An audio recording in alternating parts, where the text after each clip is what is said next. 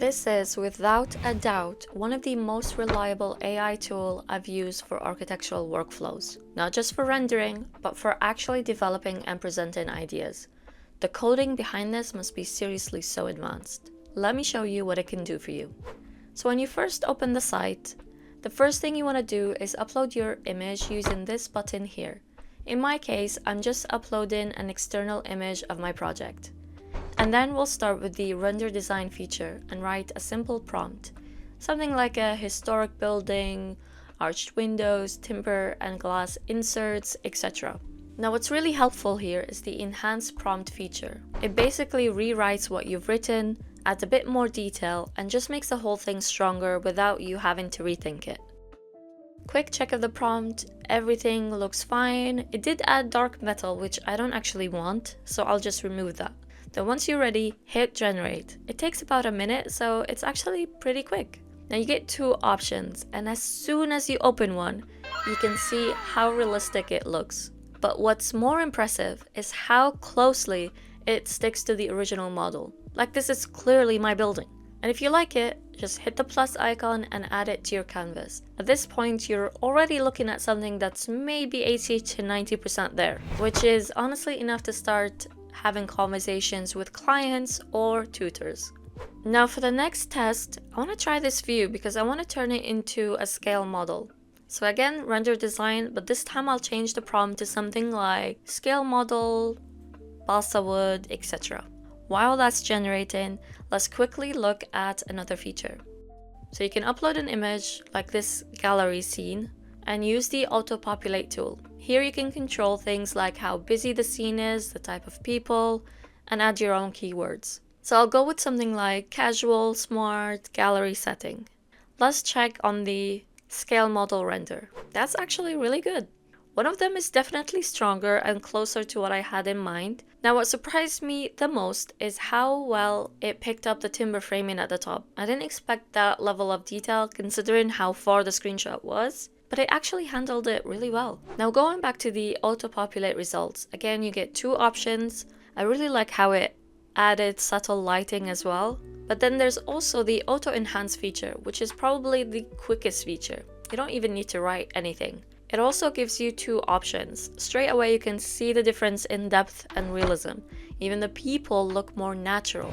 We went from a really flat image to something that looks so real and so polished. Now let's talk about the interface for a second, because this is actually one of their biggest updates. So it is basically a shared workspace. Everything happens in one place now. You can keep all of your images, references, notes, everything on one canvas. And I really like this because in architecture, design isn't linear. You are constantly testing, going back, trying different options. This setup actually reflects that way of thinking. Now I've shown you this external image, but what I didn't show you is the assistant feature, which is honestly one of the most interesting parts. So instead of just writing prompts, you can actually chat with the AI.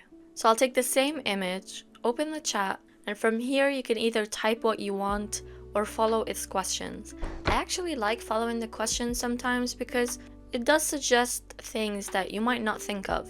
You can also choose a reference image. So for this one, I'm picking an image created by Sergeson Bates because I really like their style of images. So I'll save that, answer a few questions, and generate. And just look at this. This is literally my model, but in that style. Something that would normally take hours, you can do now in minutes. I mean, it's not perfect. There are things I'd want to tweak, but realistically, this is about 90% there. More than enough for presentation, planning, competitions, or uni work. And what's also nice is you don't even need your own references. There are loads of built-in styles, so sketch, marker, physical model, and all of that. So you can quickly switch depending on what you need and the stage of the project. Now going back to the gallery example, I wanted to push it a bit further. So instead of auto-populating and enhance, I wanted to try the render design again and see the difference between that and auto-enhance. You can immediately see the difference. Wow, the materials have so much depth and the brick isn't flat. It just feels more real. But the most impressive test for me are these two next images. I literally used a basic SketchUp screenshot. It did have some materials applied just so it knows what is what, and the result, look at that. I want to be able to get this level of detail and quality this quickly using any traditional rendering software. Like, come on. I added some inspiration images for the rammed earth, the red gravel, and the weathered brick, and you can see how well it interprets those materials. It did remove a couple of elements like this column and the stepped entrance, but again, that's something so easily fixed with another rendering or maybe in Photoshop. But this is where it starts to feel quite cinematic. Compare how flat the original was to what it generates. The lighting, textures, even the people, it really feels like a finished visual.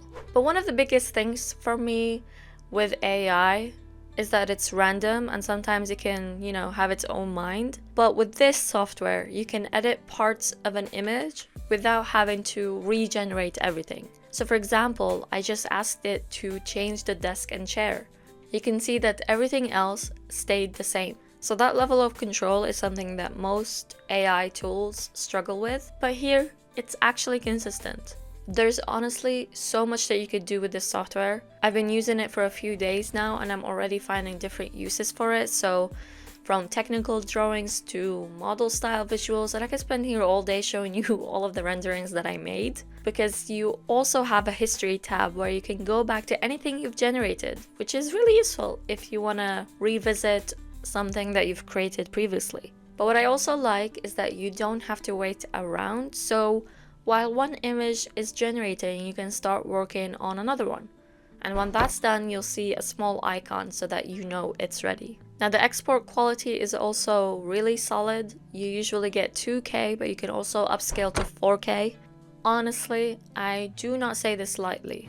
I have tried a lot of AI tools, especially with the amount of sponsorships, emails that I get, but this is one of the first ones I can actually see myself using properly in a real workflow. In terms of pricing, there's a free version if you just want to try it out, which is a good place to start, but if you're using it more seriously, the studio plan is around £66 a month, billed annually.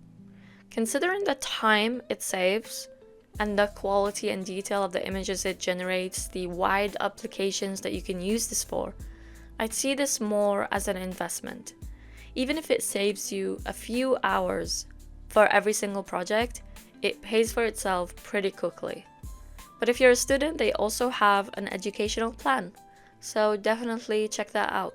Overall, this is one of the few AI tools I've used that actually feels useful in a real architectural workflow. So if you want to try it out, check the link in the description box. Thank you so much to Gendo for sponsoring this video.